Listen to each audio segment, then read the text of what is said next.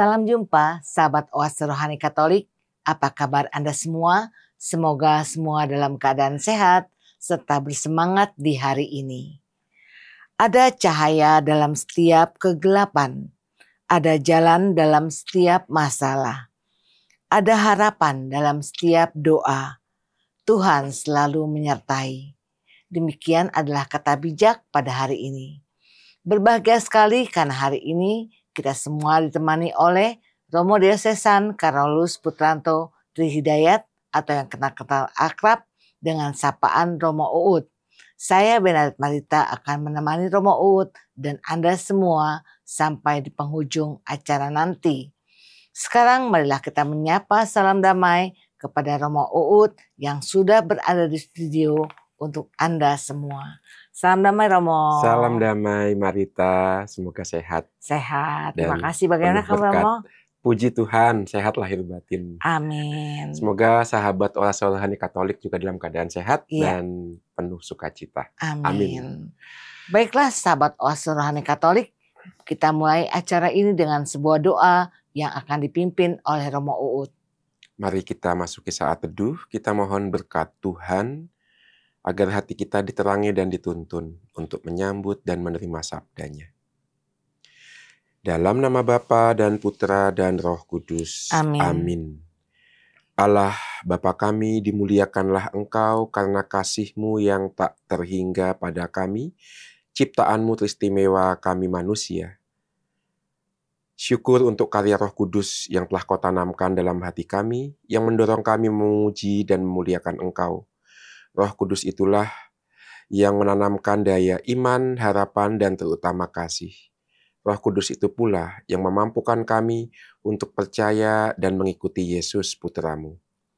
Maka ya Tuhan, dalam permenungan sabda ini, semoga dengan daya roh yang sama, kami menjadi duta kasih-Mu, melaksanakan perintah-Mu yang utama, yaitu mengasihi Engkau dan sesama. Demi Yesus Kristus Putra-Mu, Tuhan dan Saudara kami, kini dan sepanjang segala masa. Amin. Dalam nama Bapa dan Putra dan Roh Kudus. Amin. Sahabat Oase Rohani Katolik, antifon kita untuk hari ini adalah, dalam kebenaran aku akan memandang wajah-Mu, dan aku akan puas menyaksikan kemuliaan-Mu.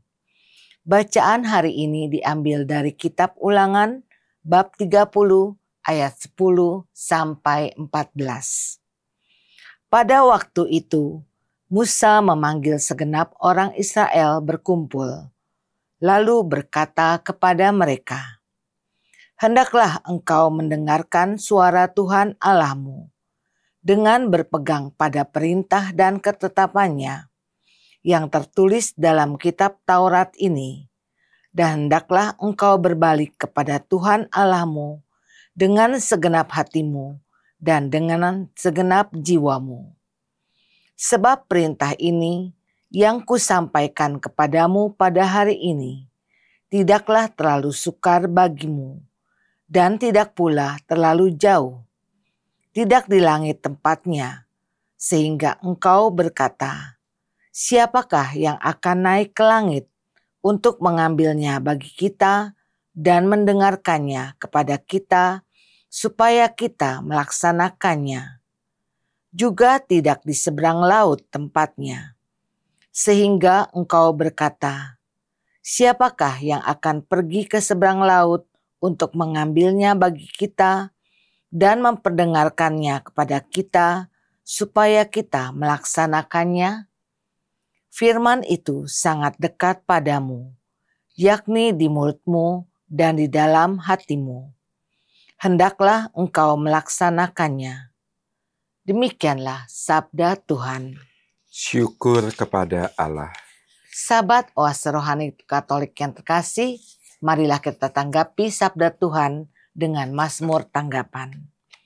Hai orang-orang yang rendah hati, carilah Tuhan, dan biarlah hatimu hidup kembali. Hai orang-orang yang rendah hati, carilah Tuhan, dan biarlah hatimu hidup kembali. Aku berdoa kepadamu ya Tuhan. Aku bermohon pada waktu Engkau berkenan ya Allah. Demi kasih setiamu yang besar, jawablah aku. Dengan pertolonganmu yang setia.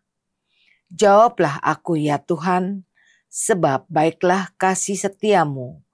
Berpalinglah kepadaku menurut rahmat-Mu yang besar. Hai orang-orang yang rendah hati, carilah Tuhan, dan biarlah hatimu hidup kembali. Aku ini tertindas dan kesakitan. Keselamatan daripadamu, ya Allah, kiranya melindungi aku. Sebab aku akan memuji-muji nama Allah dengan nyanyian, mengagungkan Dia dengan lagu syukur. Hai orang-orang yang rendah hati, carilah Tuhan, dan biarlah hatimu hidup kembali. Lihatlah, hai orang-orang yang rendah hati, dan bersukacitalah. Biarlah hatimu hidup kembali, hai kamu yang mencari Allah. Sebab Tuhan mendengarkan orang-orang miskin, dan tidak memandang hina orang-orangnya yang ada dalam tahanan. Hai orang-orang yang rendah hati, carilah Tuhan, dan biarlah hatimu hidup kembali. Sebab Allah akan menyelamatkan Sion dan membangun kota-kota Yehuda. Anak cucu hamba-hambanya akan mewarisinya, dan orang-orang yang mencintai namanya akan diam di situ. Hai orang-orang yang rendah hati, carilah Tuhan, dan biarlah hatimu hidup kembali. Bacaan dari surat Rasul Paulus kepada jemaat di Kolose, bab 1 ayat 15 sampai 20. Saudara-saudara, Kristus adalah gambar Allah yang tidak kelihatan. Dia adalah yang sulung, yang lebih utama dari segala yang diciptakan. Karena di dalam Dialah telah diciptakan segala sesuatu, yang ada di surga dan yang ada di bumi, yang kelihatan dan yang tidak kelihatan, baik singgasana maupun kerajaan, baik pemerintah maupun penguasa. Segala sesuatu diciptakan oleh Dia dan untuk Dia. Ia akan mendahului segala sesuatu, dan segala sesuatu ada di dalam Dia. Dialah kepala tubuh, yaitu jemaat. Dialah yang sulung, yang pertama bangkit dari antara orang mati, sehingga Ia lebih utama dalam segala sesuatu. Seluruh kepenuhan Allah berkenan diam di dalam Dia, dan oleh Dialah Allah memperdamaikan segala sesuatu dengan dirinya, baik yang ada di bumi maupun yang ada di surga, sesudah Ia mengadakan pendamaian oleh darah salib Kristus. Demikianlah sabda Tuhan. Syukur kepada Allah. Sahabat Oase Rohani Katolik, marilah sekarang kita simak bersama Injil Suci menurut Lukas bab 10 ayat 25 sampai 37 yang akan disampaikan oleh Romo Uut. Haleluya, haleluya. Haleluya, haleluya. Tuhan, sabdamu adalah roh dan kehidupan, sabdamu adalah sabda yang kekal. Haleluya, haleluya. Tuhan bersamamu. Dan bersama rohmu. Inilah Injil Suci menurut Lukas. Dimuliakanlah Tuhan. Sekali peristiwa, seorang ahli Taurat berdiri hendak mencobai Yesus, katanya, "Guru, apa yang harus aku lakukan untuk memperoleh hidup yang kekal?" Jawab Yesus kepadanya, "Apa yang tertulis dalam hukum Taurat? Apa yang kau baca di dalamnya?"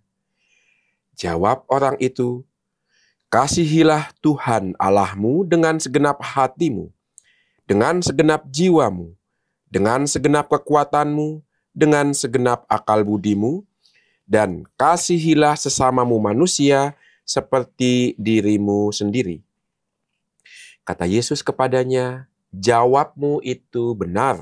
Lakukanlah demikian, maka engkau akan hidup. Untuk membenarkan dirinya, orang itu berkata lagi kepada Yesus, "Tapi siapakah sesamaku manusia?" Jawab Yesus, "Ada seorang yang turun dari Yerusalem ke Yeriko. Ia jatuh ke tangan penyamun-penyamun yang bukan saja merampoknya habis-habisan, tetapi juga memukulnya. Dan sesudah itu pergi meninggalkannya setengah mati. Kebetulan ada seorang imam turun melalui jalan itu. Ia melihat orang itu, tetapi ia terus berjalan. Demikian juga seorang Lewi datang ke tempat itu. Ketika melihat orang itu, ia pun melewatinya. Lalu datanglah ke tempat itu seorang Samaria yang sedang dalam perjalanan. Ketika ia melihat orang itu, tergeraklah hatinya oleh belas kasihan. Ia pergi kepadanya, lalu membalut luka-lukanya, sesudah menyiraminya dengan minyak dan anggur. Kemudian ia menaikkan orang itu ke atas keledai tunggangannya sendiri, lalu membawanya ke tempat penginapan dan merawatnya. Keesokan harinya ia menyerahkan 2 dinar kepada pemilik penginapan itu, katanya, "Rawatlah dia, dan jika kau belanjakan lebih dari ini, aku akan menggantinya waktu aku kembali." Menurut pendapatmu, siapakah di antara ketiga orang ini adalah sesama manusia dari orang yang jatuh ke tangan penyamun itu? Jawab ahli Taurat itu, "Orang yang telah menunjukkan belas kasihan kepadanya." Kata Yesus kepadanya, "Pergilah dan lakukanlah demikian." Demikianlah sabda Tuhan. Terpujilah Kristus. Sahabat Oase Rohani Katolik, setelah kita menyimak firman-firman Tuhan pada hari ini, kita akan menyimak perenungan yang akan disampaikan oleh Romo Uut untuk kita semua.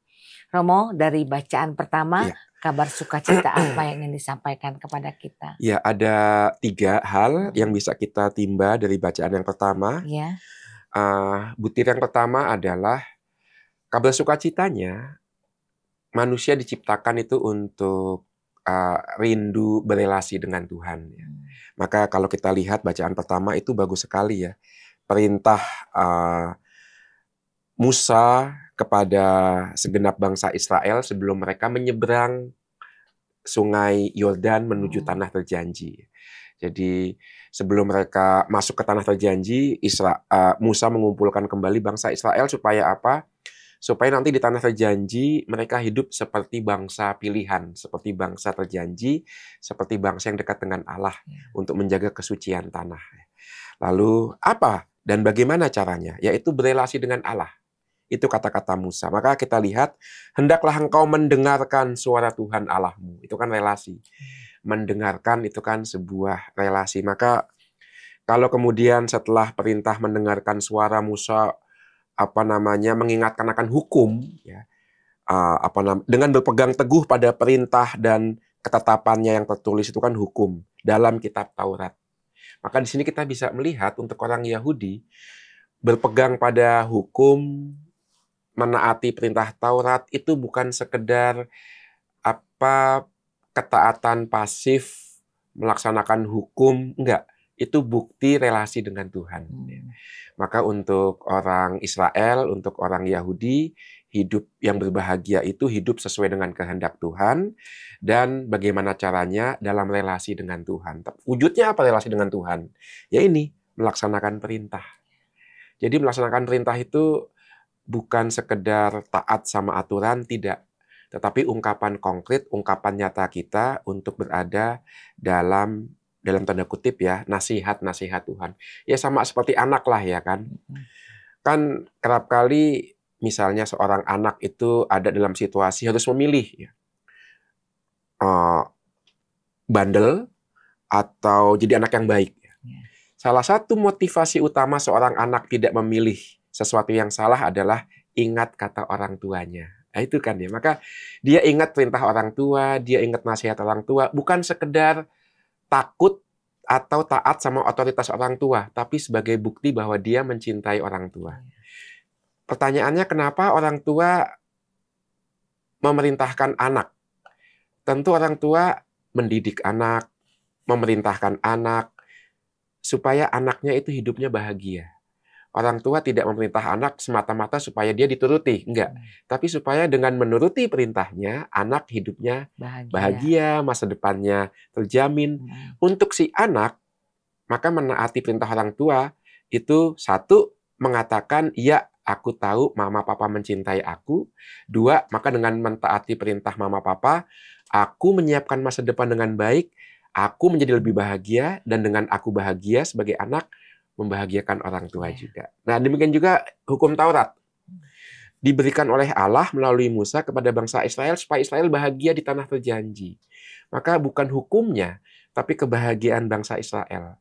Kalau Israel yang dicintai Allah itu bahagia, Allah juga bahagia. Mirip dengan relasi orang tua dengan anak. Nah, ini yang pertama, bahwa hukum bukan berhenti pada hukum, tapi hukum itu membantu kita hidup bahagia, mengeluarkan apa yang terbaik dalam diri kita, dan itu kalau kita bahagia, orang yang mencintai kita bahagia, Allah yang mencintai kita, dalam tanda kutip, juga bahagia. Allah mah nggak pernah nggak bahagia ya, tapi dalam kitab suci kan Allah digambarkan punya perasaan, ya, punya emosi. Ya. Maka untuk membantu kita memahami tujuan itu, bisa saya katakan Allah juga bahagia ketika kita hidup bahagia dengan cara taat pada hukum. Ya, itu yang pertama.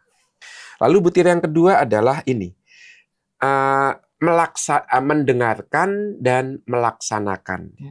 Itu mendengarkan dan melaksanakan itu pasangan yang sangat kuat dalam kitab Taurat, kitab Perjanjian Lama. Karena kalau kita lihat, Israel itu kan percaya pada Allah yang berfirman. Sementara banyak agama-agama tradisional di sekitar bangsa Israel percaya pada dewa-dewi yang bertindak. Misalnya dewa Marduk dari Babilonia mengalahkan dewa kegelapan dengan berperang, dengan bertindak, dengan membunuh dewa kematian itu, dan tubuhnya itu dicabik-cabik dan dilemparkan kemana-mana. Terciptalah alam semesta. Tetapi Allah bangsa Israel pertama-tama bukan Allah yang bertindak, tapi Allah yang bertindak melalui firman-Nya. Itu. Maka kalau kita lihat kitab Kejadian, tindakan Allah itu menciptakan. Tapi menciptakan melalui firman-Nya, ya kan? Jadilah terang. Maka untuk bangsa Israel, Allah adalah Allah yang berfirman, dan dengan berfirman Dia sekaligus bertindak. Maka kata mendengarkan begitu penting. Karena iman Israel, iman yang diletakkan pada kuasa Allah yang berfirman. Dan ini menjadi punya pengaruh juga dalam Perjanjian Baru. Seperti yang dikatakan Santo Paulus kan, iman lahir dari pendengaran. Dan ya berpuncak pada Yesus sendiri. Firman yang menjadi sabda, menjadi daging. Firman yang menjadi manusia. Maka Yesus betul-betul mengungkapkan siapakah Allah yang diyakini orang Israel. Yaitu firman yang bertindak. Sabda yang menjadi daging. Sabda yang hidup. Maka poin yang ketiga, duduk mendengarkan Yesus berarti membiarkan firman-Nya hidup dalam diri kita, dan firman itu yang menggerakkan kita melakukan sesuatu.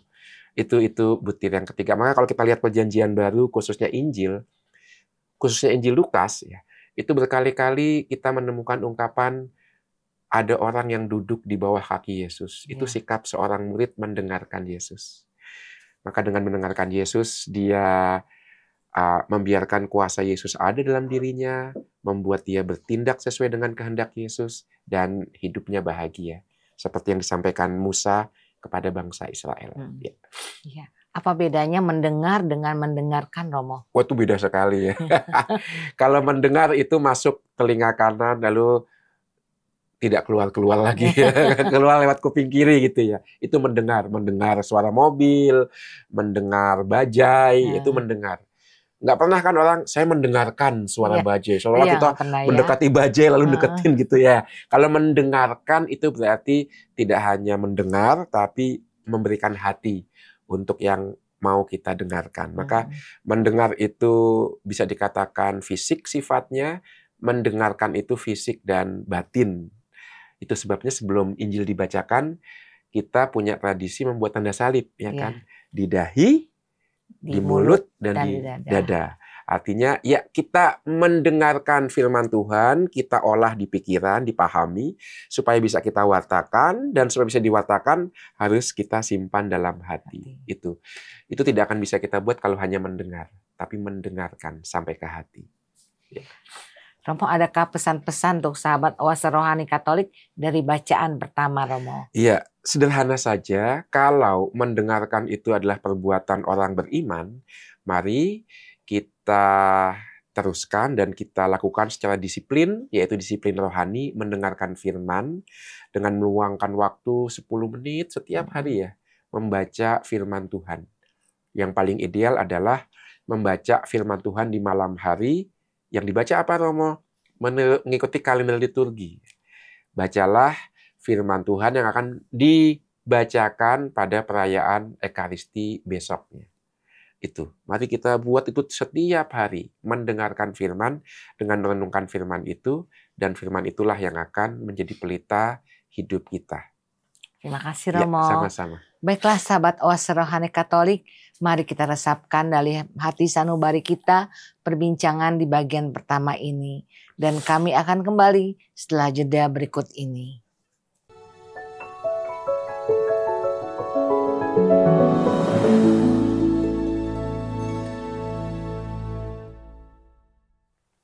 Sahabat Oase Rohani Katolik, sekarang marilah kita simak bersama siaran Oase Rohani Katolik di bagian kedua.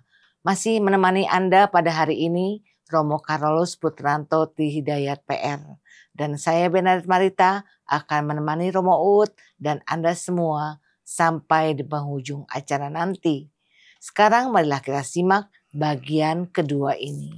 Romo, di bagian kedua ini, apa yang ingin Romo sampaikan kepada sahabat Oase Rohani Katolik? Iya, terima kasih Marita. Di bagian yang kedua kita akan melihat Santo Paulus dalam suratnya kepada umat di Kolose, dan terutama perumpamaan yang sangat terkenal ya, orang Samaria yang baik hati. Maka apa relasinya dengan bacaan pertama tadi? Ya, kalau dalam bacaan pertama itu kan sangat jelas, hukum Taurat hanya diberikan kepada bangsa Israel.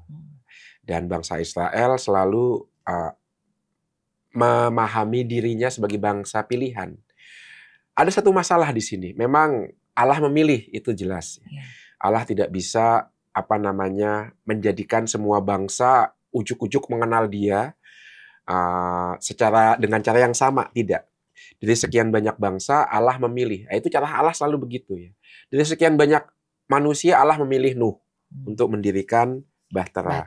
Dari sekian banyak manusia Allah memilih Abraham untuk menjadi bapak bangsa Israel, dan dari Israel kemudian beriman pada Allah yang benar. Dari sekian banyak orang Allah memilih Maria.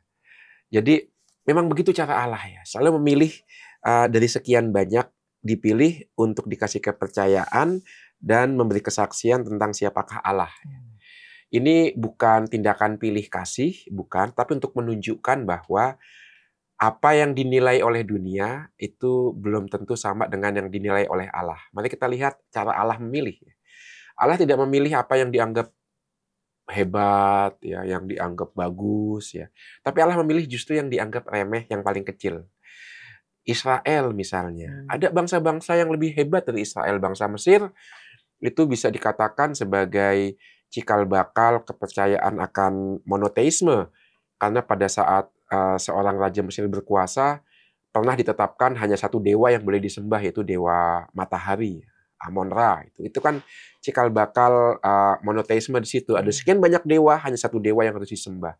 Tapi tidak dipilih oleh Allah Mesir. Ada lagi bangsa Babilonia yang jago perbintangan.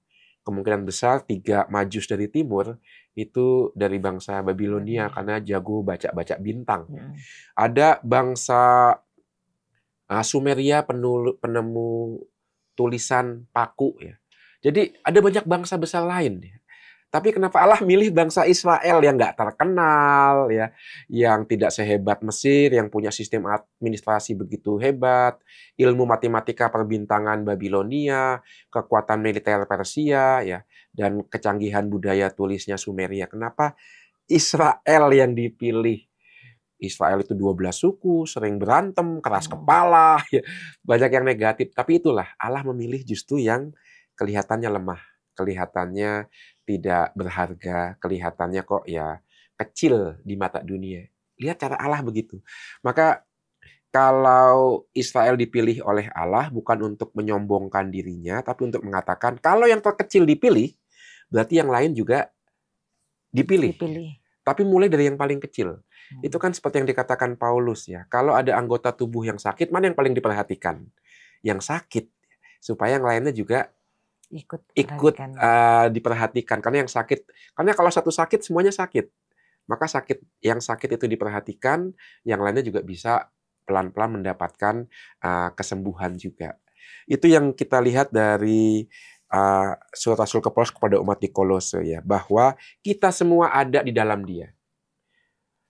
Artinya tidak ada lagi kecil, tidak ada lagi besar, tidak ada lagi penting, tidak ada lagi tidak penting, tidak ada lagi tuan, tidak ada lagi budak. Kita semua di dalam Yesus. Maka Santo Paulus mengatakan dengan cara yang berbeda, yaitu di hadapan Yesus tembok-tembok pemisah itu diruntuhkan.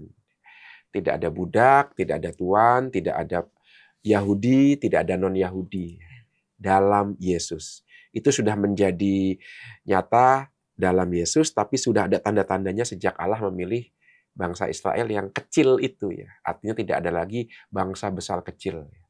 Maka dengan memperhatikan yang kecil, yang besar juga kena dampaknya. Kadang-kadang kan kita mikirnya terbalik, ya. Dari atas ke bawah, dari top down, iya kan? Kita mau memperhatikan yang hebat-hebat, dan dari yang hebat itu kita teteskan ke yang kecil, yang bawah. Tapi kadang-kadang kan godaannya kita memperhatikan yang hebat-hebat, yang besar-besar, nggak turun-turun lagi. Ya. Lupa sama yang kecil. Ya. Tapi kalau kita memperhatikan yang kecil, itu yang hebat-hebat, yang besar-besar akan ikut turun. Lihatlah samudra. Itu tampungan air paling besar di dunia. Samudra itu tempatnya di atas apa di bawah? Di atas semua. Di bawah. Iya, karena kan semua air ngumpul ke bawah, ya kan. Jadi samudra di bawah itu semua akan turun. Maka dengan memperhatikan yang kecil, semua akan turun juga. Baik yang ada di puncak gunung maupun yang ada di lembah, semua akan turun ke samudra. Itu cara Allah seperti itu cara Yesus, dan itu yang dibuat Yesus. Bagaimana Yesus bisa mengumpulkan semua dalam dirinya? Dia menjadi yang paling kecil. Dia menjadi manusia dalam rupa seorang bayi, penduduk Nazaret yang tadi perhatikan, dan puncaknya wafat di kayu salib. Maka dia menjadi kecil, memilih wafat dengan cara yang paling hina, seperti yang dikatakan dalam Injil Yohanes, untuk menarik semua orang datang kepadanya. Itu cara yang sebaiknya kita tempuh kalau kita menjadi pewarta atau pelayan, ya. Perhatikan yang kecil. Kerap kali kan yang kita dengarkan keluhannya dalam pewartaan, dalam pelayanan, tidak mudah mewujudkan jalan ini, ya.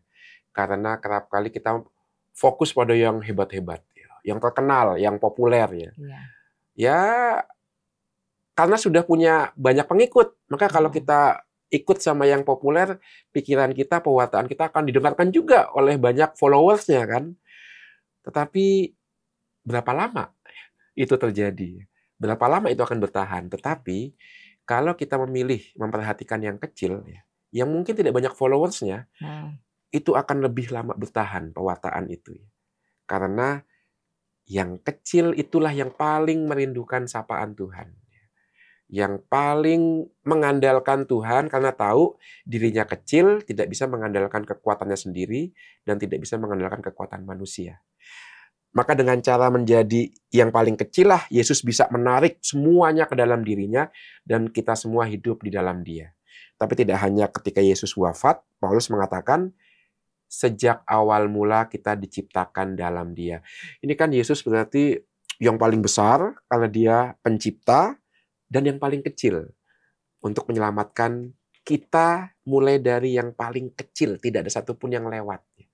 Maka gambaran Yesus itu seperti jala yang besar sekali, tetapi sela-selanya begitu kecil, sehingga semua ikan bisa ketangkep, tidak ada yang luput satupun. Nah, itulah Tuhan Yesus yang paling besar sekaligus yang paling kecil. Dialah yang menciptakan kita, maka kita hidup di dalam Dia. Dialah yang paling kecil, supaya tidak ada satupun kita, termasuk yang paling hina, yang luput dari karya keselamatannya. Nah, itu Tuhan Yesus seperti itu. Dan itu nampak dalam Injil, ya kan? Injil yaitu ya orang Farisi. Orang Farisi itu kelompok orang Yahudi yang paling dihormatilah ya, setelah para imam kepala dan ahli Taurat. Kenapa orang Farisi sangat dihormati? Kita sudah membahas tadi di bagian yang pertama. Orang Israel itu menunjukkan cinta dan relasinya dengan Tuhan dengan melaksanakan perintah Allah. Orang Farisi tidak mau ada satu perintah pun lewat. Begitu detail pengetahuan akan perintah Allah, hukum Taurat, dan mereka laksanakan. Bahkan di luar hukum Taurat ada perintah Taurat tak tertulis. Jumlahnya 300-an. Itu dilaksanakan sedetil-detilnya itu. Tetapi karena begitu detail mereka lupa tujuan hukum Taurat ini apa. Seperti seorang anak begitu memperhatikan setiap perintah dan aturan orang tua, lupa tujuan perintah aturan orang tua itu apa, yaitu untuk kebahagiaan anak. Maka kita bayangkan seorang anak hanya apal aturan dari orang tua, tapi lupa cinta orang tua. Kira-kira anaknya itu bahagia apa enggak ya? Enggak bahagia, seolah-olah orang tua ada untuk memerintah dia kan. Demikian juga orang Farisi. Mereka bingung dengan banyak aturan sampai lupa tujuannya Taurat itu apa. Maka mereka bertanya, bagaimana supaya memperoleh hidup yang kekal. Ya Yesus menjawab, perintah Taurat itu kasihilah Tuhan Allahmu dan kasihilah sesamamu. Itu kan tujuan hukum. Menarik yang paling baik dalam diri kita yaitu kasih. Maka orang Farisi sebenarnya sudah tahu itu, yaitu Taurat dilaksanakan untuk bisa lebih mengasihi. Tetapi ya orang Farisi ya selalu mencari cara ya kan. Lalu siapakah sesamaku? Nah, seperti sudah kita lihat tadi dalam bacaan yang kedua, orang Yahudi itu bikin tembok-tembok. Artinya untuk menjaga kemurnian mereka, mereka itu bikin tembok pemisah. Murni, tidak murni. Halal, haram. Orang suci, orang berdosa. Orang Yahudi, orang non-Yahudi. Maka kan bingung, sesamaku siapa ini? Apakah sesamaku yaitu mereka yang hidupnya seperti aku, yang suci-suci saja, yang tidak berdosa, yang Yahudi, saleh? Maka pertanyaannya siapa sesamaku? Karena begitu banyak tembok ya. Maka bingung melihat sesamaku siapa. Ada banyak golongan-golongan yang terpecah-pecah. Yesus mengatakan, sesamaku adalah mereka yang membutuhkan pertolongan. Itu jawaban Yesus. Dan aku bisa menjadi sesama bagi orang yang membutuhkan pertolongan ketika aku menolong dia. Maka sesamaku sekarang kriterianya yang butuh pertolonganku sebagai manusia. Karena yang namanya penderitaan nggak kenal agama. Orang kalau udah menderita, agamanya apapun, itu butuh pertolongan. Ya kan? Itu sesamaku seperti itu. Dan sebenarnya orang Samaria yang baik hati ini adalah Yesus sendiri. Kalau kita lihat, dia punya punya keledai, maaf.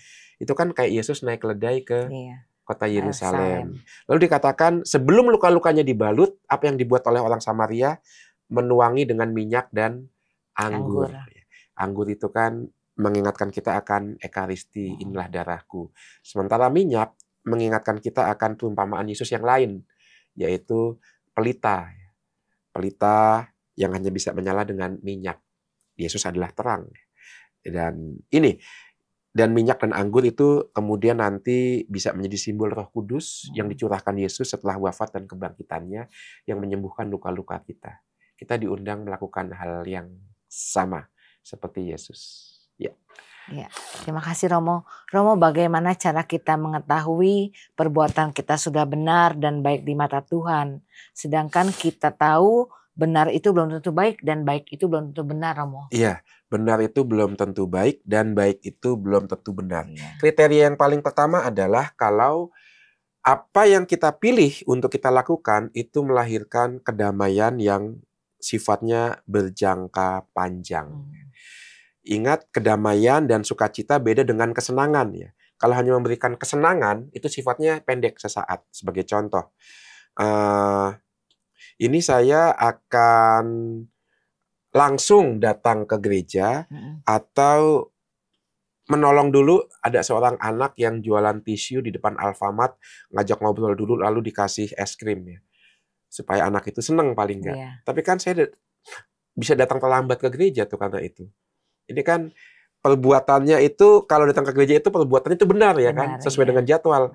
Tapi tidak baik karena hati saya kok perhatian kepada anak itu. Kalau aku berbuat baik, tidak benar karena akan telat ke gereja. Iya, telat ke gereja. Tapi anak itu memilih untuk menyenangkan anak kecil yang jualan tisu dulu. Dan ternyata ketika dia sampai gereja walaupun telat, dia tetap merasa damai. Karena yang dia buat itu baik. Ya. Dan Tuhan Yesus mengatakan kan, ketika aku lapar, ketika aku telanjang, ketika aku di penjara, itu. Maka yang salah satu kriterianya adalah ketika kita memilih sebuah tindakan yang kalau nanti kita bayangkan hasilnya memberikan kedamaian jangka panjang, sukacita jangka panjang. Dan biasanya itu tindakan yang selalu dimotivasikan oleh kasih. Itu apapun yang dilakukan dalam kasih itu baik dan juga benar di mata Allah. Dasarnya dari kasih itu ya Romo ya. Kasih yang sudah Tuhan tanamkan. Ya. Romo, apakah salah jika kita merasa sudah berbuat sangat baik sesuai dengan kehendak Tuhan, lalu mengharapkan hal yang sama dari orang yang sudah kita perlakukan baik, Romo? Ya, itu spontan manusia begitu. Itu tidak salah, itu spontan, itu manusiawi. Karena kita hidup dalam sebuah masyarakat yang memang hukumnya seperti itu, ya kan? Ada kebaikan, dapat imbalan. Ada kesalahan, dapat hukuman. Kalau nggak begitu, kacau masyarakat kita. Tetapi, ini bedanya. Hukum kasih itu disebut hukum berkelimpahan. Hukum yang melimpah ruah. Maka kalau kita lihat khotbah di bukit, kalau pipi kananmu ditampar, berikanlah pipi kirimu. Kalau kamu diminta berjalan 1 kilo, berjalanlah 2 kilo. Ini hukum kasih melimpah. Maka kalau kita sudah berbuat kasih, secara spontan kita mau supaya orang juga mengasihi kita. Tetapi kita ingat, kalau itu nggak terjadi, jangan marah. Ya. Karena yang namanya kasih itu melimpah. Juga kalau nggak dibalas kasihnya, kasih selalu lebih besar. Juga ketika tidak ada apresiasi. Secara manusiawi kita menderita, it's okay. Kasih lebih besar daripada perasaan, daripada emosi kita. Itu jadi wajar memang, tapi tidak boleh berhenti di situ. Karena memang namanya kasih itu kan Allah sendiri ya, Roh Kudus yang melampaui kebiasaan-kebiasaan manusia di dunia. Ya, terima kasih Romo. Sama-sama. Baiklah sahabat Oase Rohani Katolik, dengan demikian usahlah jumpa kita hari ini dalam siaran Oase Rohani Katolik. Mari kita resapkan dalam hati sanubari permenungan yang disampaikan oleh Romo Uut untuk kita semua. Maka dengan demikian Romo Carolus Putranto Tri DPR dan saya Bernadette Marita undur pamit dari ruang dengar Anda. Kami mengucapkan salam damai, tetap bersemangat dan tersenyum. Kita tutup jumpa kita dengan doa penutup dan berkat Tuhan melalui Romo Uut. Mari kita berdoa. Dalam nama Bapa dan Putra dan Roh Kudus. Amin.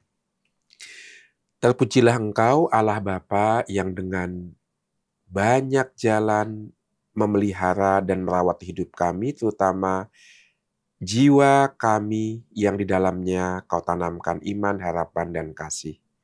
Dengan firman yang kami dengarkan pada kesempatan ini, Kau memelihara jiwa kami untuk tetap mengarahkan pandangan ke surga kediaman kami yang sejati sambil sibuk berkarya di dunia ini. Maka ya Bapa, jadikan kami pendengar dan pelaksana firman-Mu seperti yang sudah ditampilkan dalam Yesus Putra-Mu. Bunda Maria, teladan pendengar dan pelaku firman, doakan kami anak-anak-Mu. Tuhan bersamamu. Dan bersama rohmu. Semoga kita semua, keluarga dan komunitas kita, mereka yang kita kenangkan dan kita doakan, senantiasa berada dalam tuntunan, bimbingan, dan berkat dari Allah yang Maha Kuasa, Bapa dan Putra dan Roh Kudus. Amin. Terima kasih Romo. Sama-sama Marita. Baiklah sahabat Oase Rohani Katolik, Sampai jumpa lagi di siaran Oase Rohani Katolik berikutnya. Tuhan memberkati.